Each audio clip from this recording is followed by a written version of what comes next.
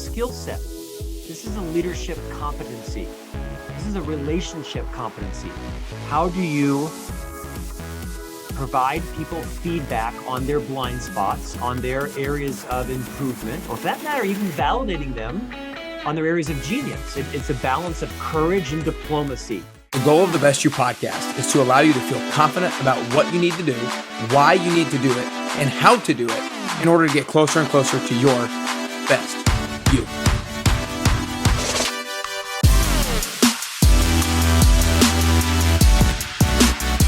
All right, what's up, everybody? Welcome back to the Best You podcast. Today is going to be another special one because I have my first time ever three-peat guest, the one and only Scott Jeffrey Miller. Scott, just want to start off with saying thanks for spending the time with me once again here today. Hey, most importantly, everyone needs to know that Nick Carrier made his debut on television this week. He was featured on QVC's Spotlight of Echelon. If you know what Echelon is, you got to check it out. But first, let's make sure that we get some props for Nick Carrier making it to network primetime television this week. I got you. Well, even if I it was 4 appreciate you. seconds of you doing some insane workout on the treadmill. Yeah, well, I appreciate you giving me the spotlight, but we're turning it back on you the rest of this time. So I was getting ready to tell you, but I was like, I'm just going to say it when we start recording. Master Mentors 3, I have read, I think, 7 or 8 of the chapters since I got it, I think, yesterday. And I tell you what, a book like this is so digestible, and it's so practical, and it's one of my favorite styles of books that I've read, and it's so entertaining. And so first off, you guys need to go get Master Mentors Volume 2, 30 Transformative Insights from Our Greatest Minds. You can go pre-order it right now. But kind of the way I want to start today, Scott, is, throughout your career, you've jumped to a number of different kind of job roles, mostly within FranklinCovey for the most part. But from a big picture perspective, I want to ask you about how you've gone about navigating your decision making of the different roles that you've gone to. Like what was the thought process behind this is the right role versus maybe this is not the right role? Yeah, I think of all the things I've done well, I've done many that weren't well in my career, I've been a pretty deliberate long-term thinker. Like when I was in my 20s, I was thinking about my career in my 50s and my 60s. And for those who know me, I've created a career coaching course called Ignite Your Genius. You can find that at my website, scottjeffreymiller.com. And I teach these 11 steps really of how to have a deliberate career. I think too many of our careers are accidental. Some serendipity is important in anybody's life, but I think there's too much accidental, running from something versus running to something because you've got $10,000 or a new boss. And I actually, stuck things out that weren't always that rewarding in the short term because I felt like I was learning and building and growing. I also wasn't afraid to disrupt myself when I was at my peak. That's when I usually fired myself. I had 9 careers inside a 25-year company career. And so I was very effective at also saying, I'm going to fire myself before I get fired or get relieved or get moved on or get that call that says, hey, Scott, we've been thinking, which usually it doesn't end too well. So I learned this phrase early in my career once where you're never in the room when your career is decided for you. And as horrifyingly annoying as that sounds, there's so much truth in that for those of us that have, careers inside of large organizations. So of all the things that I've done the best, it's thinking long-term in terms of half decades and decades. What job do I want 3 jobs from now? What are the skills I need to learn? Have I mastered this? Have I made my current boss my undying champion, and she will encourage me to move into the next career? I just made sure that I crushed every job I was in, even if that meant staying longer than I wanted to in that role, built champions, and then executed a multi-decade plan for myself. And quite frankly, I've actually tacked insanely close to it because I had a plan, have a plan or be part of someone else's. And I didn't want to be part of someone else's plan for me. I wanted to execute on my own plan. Sounds easy, does hard, but because I had a 3-decade multi-year career of how many jobs I wanted to have, what were the titles, what were the responsibilities, what was the pay, I tacked really closely to that over the course of my 30-year career. Yeah. What do you say to somebody who the thought of thinking 3 or 4 jobs down the line is just way too overwhelming right now because I don't like the job I'm in right now, and I don't even know where I want to go. There's no way I can think 3 jobs down the line. What's something I can do now to gain clarity on what the next job is, or whether or not the job I'm in right now is the right job, or whether or not the company or the industry that I'm in right now is the right industry? Like, how do I gain clarity as to if I am where I am right now is in the right ballpark? Yeah.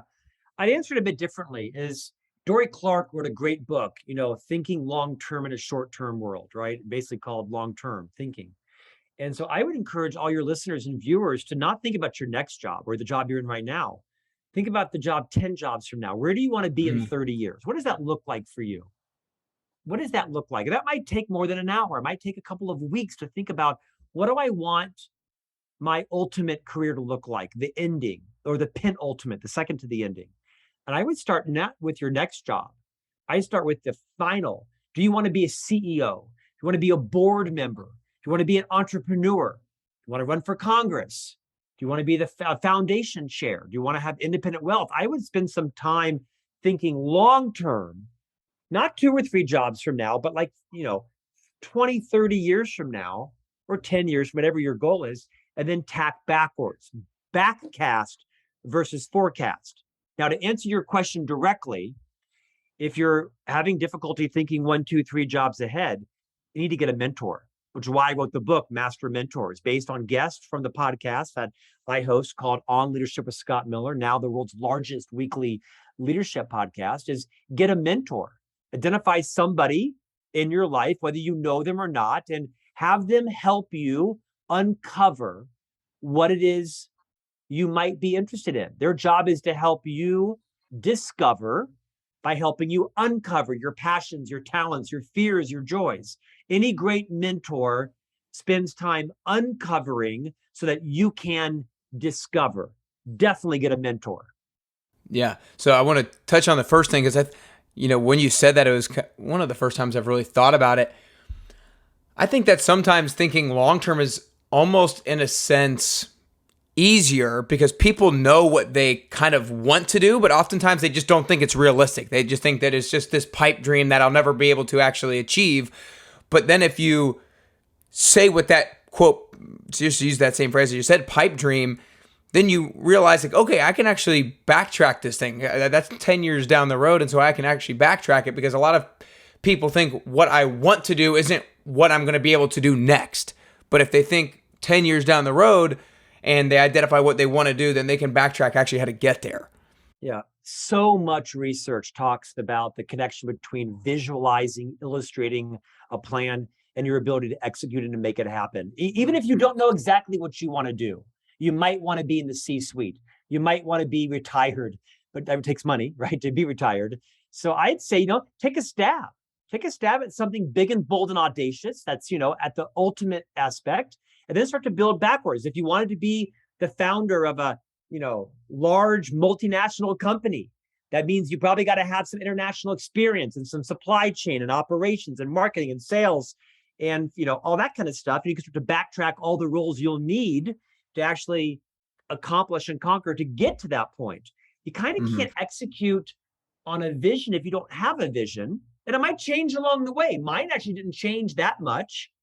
I wrote about 9 or 10 different jobs I needed to master: manager, director, senior director, VP, EVP, C-suite, entrepreneur. And because I had illustrated those, it allowed me to have some very definable goals to get to. But if I hadn't created the ultimate, which was actually to be an entrepreneur, I don't know if I even would have gotten here. I would have meandered a lot. I probably would have been lured off of my track on this company or this assignment or that assignment that may or may not have been directed to my deliberate plan. Now, for some of you, serendipity is the right way. You kind of go where the opportunities take you, and that's fine. I think for the majority of us, like me, that are generalists, of course, there are specialists. There's kind of 2 types of professionals, specialist and generalist. One's not better than the other. But if you don't have the badge, physician, attorney, engineer, dental hygienist, massage therapist, if you're like me, where you're a generalist and you do some selling and project management and speaking and writing and marketing and all that kind of stuff, you probably need more of a deliberate path to make up for the success that comes inherently with those who are specialists. Once you're a chemical engineer, you're kind of always a chemical engineer. Once you're an anesthesiologist, I don't find too many of those pivoting into being architects, right? But for the rest of us that are generalists, if you want to pull all that generalist knowledge, all that generalist experience that you create in your 20s and your 30s and your 40s and have it congeal and explode positively in your 50s and 60s for you, you probably need a little bit of a sense of a deliberate plan to bring it all together. Undoubtedly. Now, I want to take you to a completely different place from where we've been, because I loved this chapter.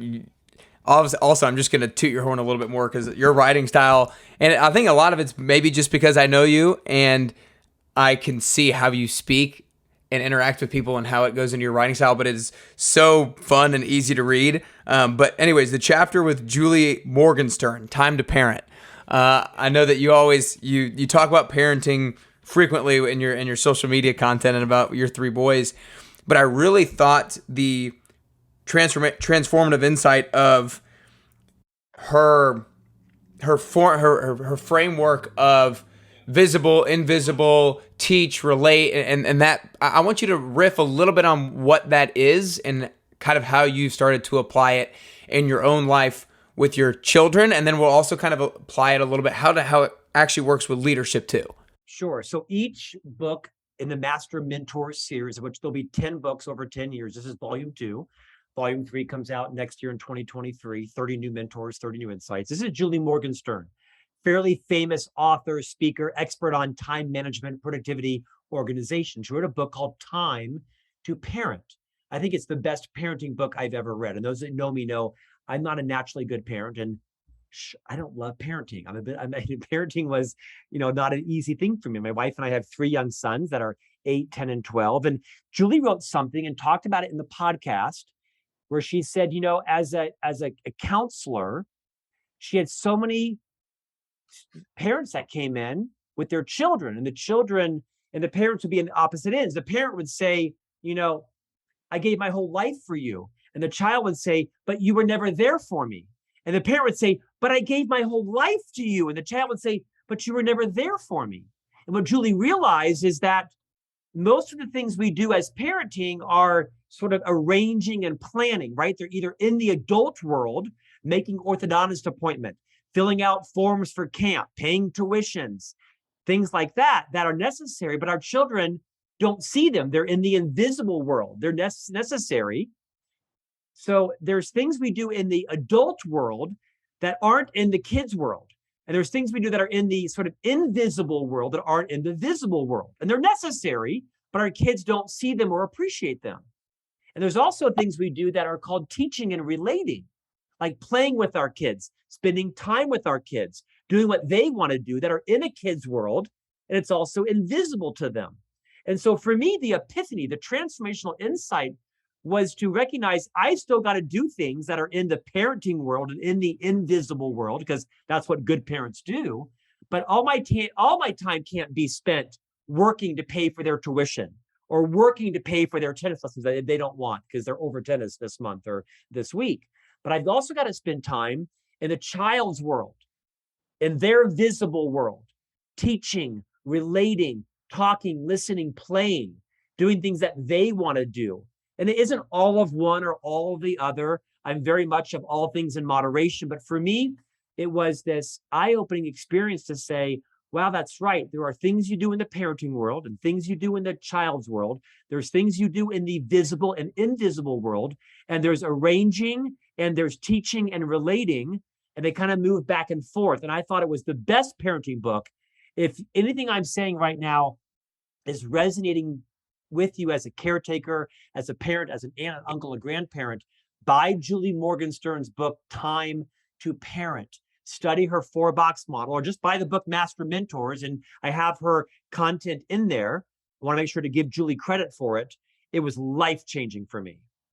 Yeah, well, I think it's like you said, you live your life a lot more through that lens now, making sure that you're spending time in those different categories.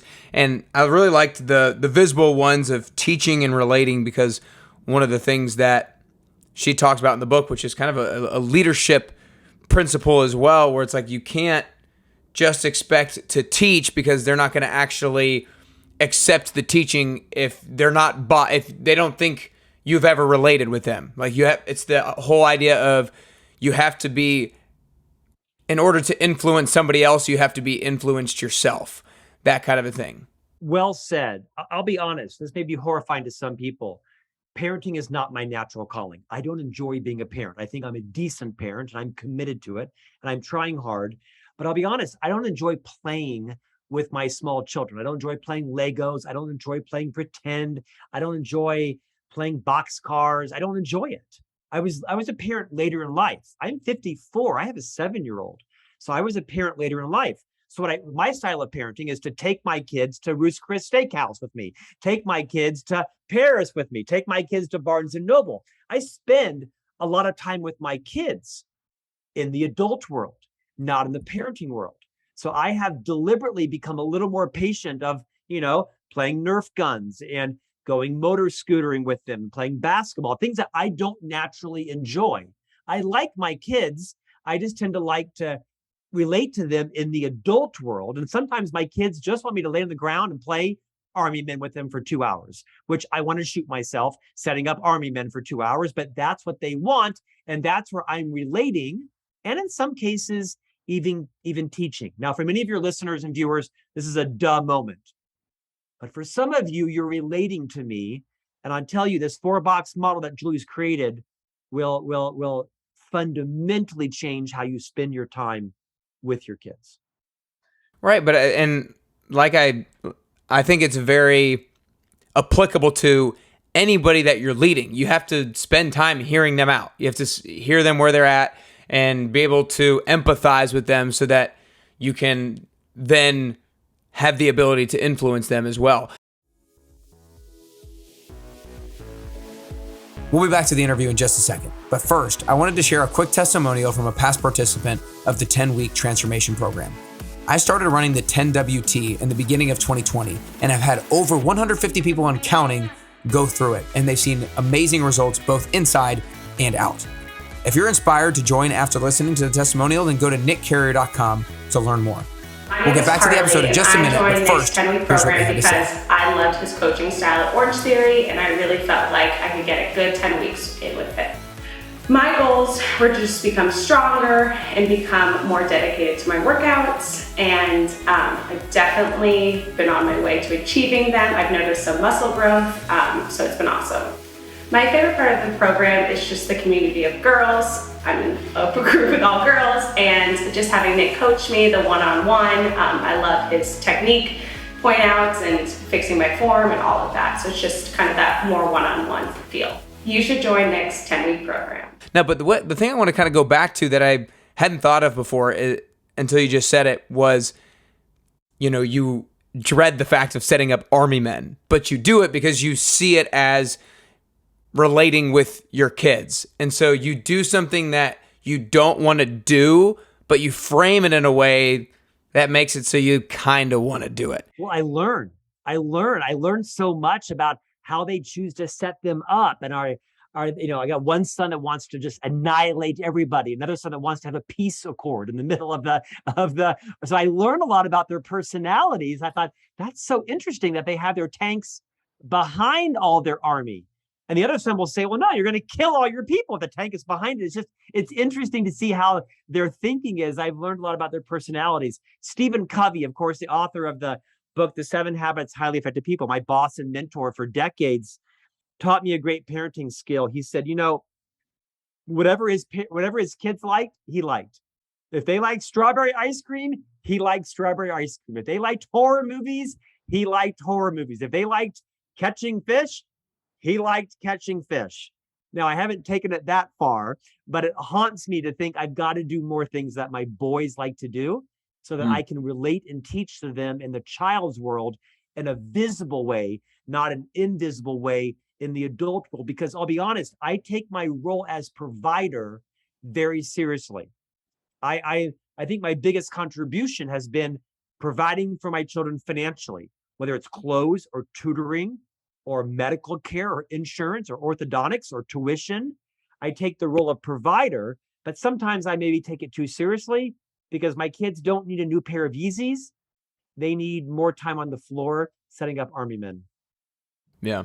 Now, one of the things I do, and I'm going to transition off of the parenting after this point, but I think one of the things that you said in the book that I do think is helpful around this is just finding ways to verbalize what you did do for them in the invisible world. I think that's important because, like you said in the book, they probably get more of it now than you think. They might not appreciate it right now, but that's one of the things when they get to be 22, they're going to be thankful for. And that's one of the things that I've always said about my parents. I always talk about my parents in two different ways. My dad is the parent who cares about the future version of Nick, and my mom is the parent who cares for the current version of Nick. And so my dad's the one who, when he comes to my house, he'll be like, yeah, you need to kind of fix this and this and this, and he's okay to upset me now, but he knows it'll benefit the future version of Nick. But my mom's kind of like, oh man, this looks great.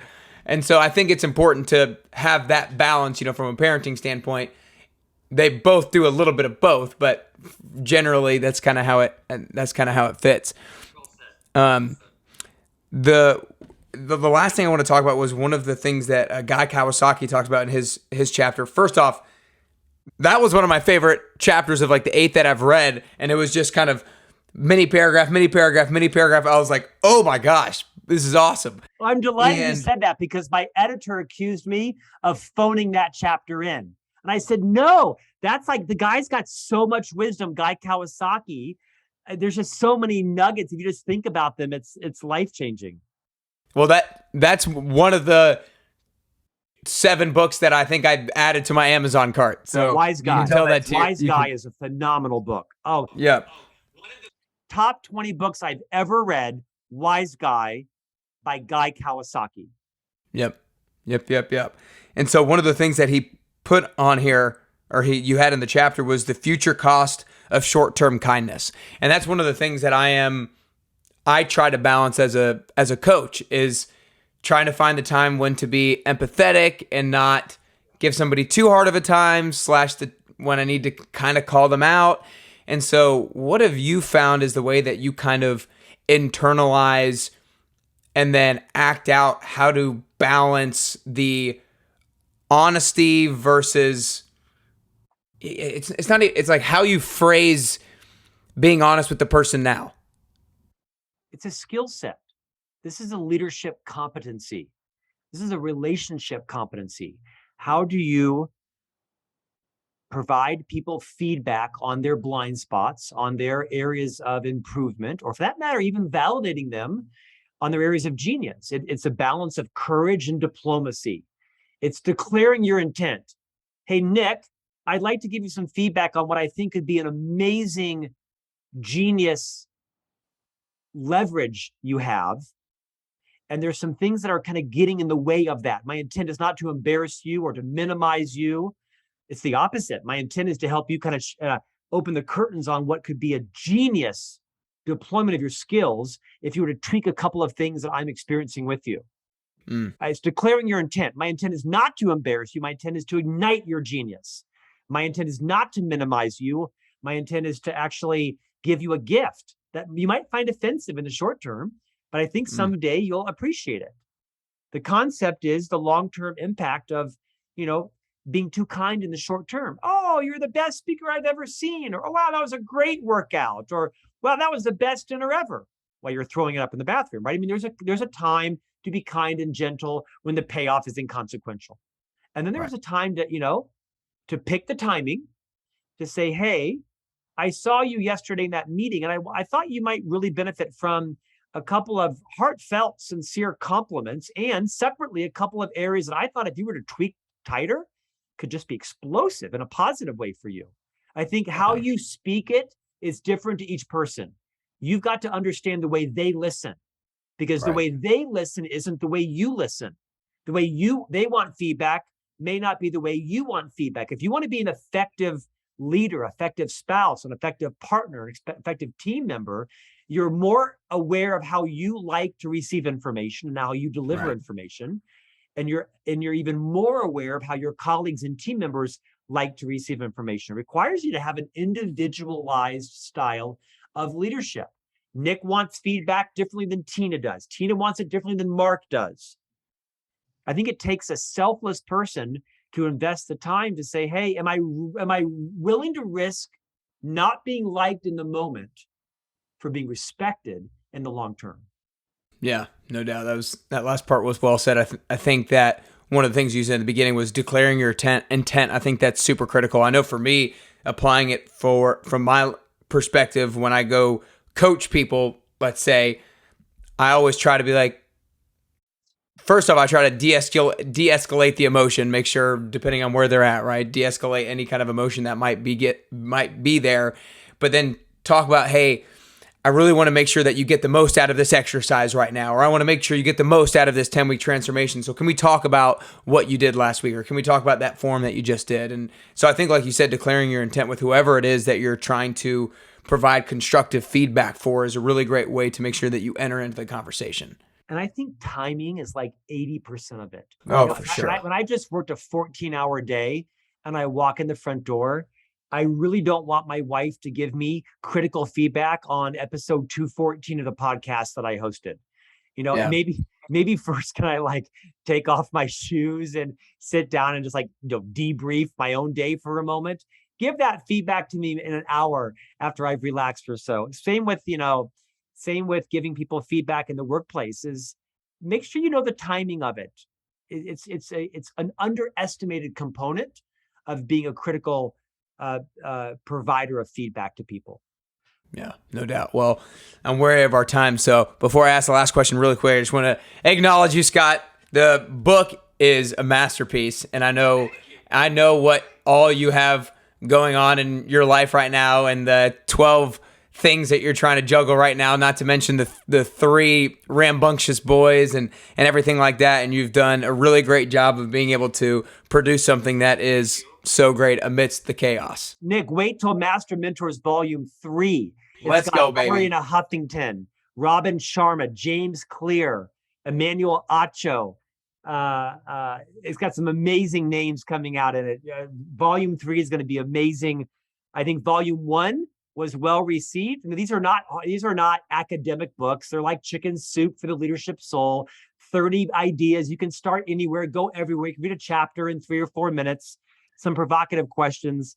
I appreciate you taking your platform and spotlight and shining it on Master Mentors today so that I can shine it on the 60 people from Volumes 1 and Volume 2.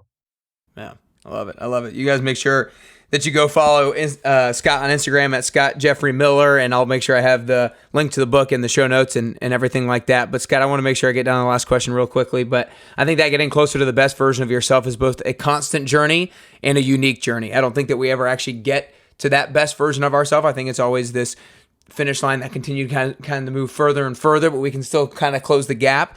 So the question for you personally is, if there are 3 things that you could currently do or 3 things that you could currently work on to get closer to the best version of Scott Jeffrey Miller that you could possibly be, then what are those 3 things that you could currently do or currently work on? Well, number 1, for sure, recognize the power of me choosing my response to everything, right? I mean, life is sort of, 10% what happens to you and 90% how you react to it. So I am increasingly getting much more deliberate in how I choose my response to everything. Number 2 is every day reminding myself of how grateful I am. Grateful for my hands, my toes, my eyes. It sounds like a cliche. Master mentor number 1 from the first book was Nick Vujicic, who has no arms and no legs. And when you read that first chapter in Master Mentors Volume 1, you can't help but remind yourself every day of how grateful you are for being able to scratch your head or take a glass of water or being able to go to the restroom by yourself and zip down your own pants because you have fingers and hands. That's number 2. Just living a life of gratitude every day. Number 3 is I remind myself every day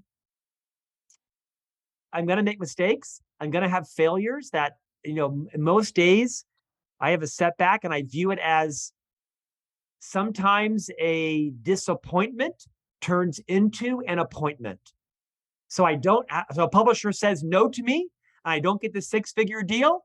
I say to myself, okay, well, there's a freed up 500 hours. How am I going to invest that somewhere else? So I don't let setbacks set me back.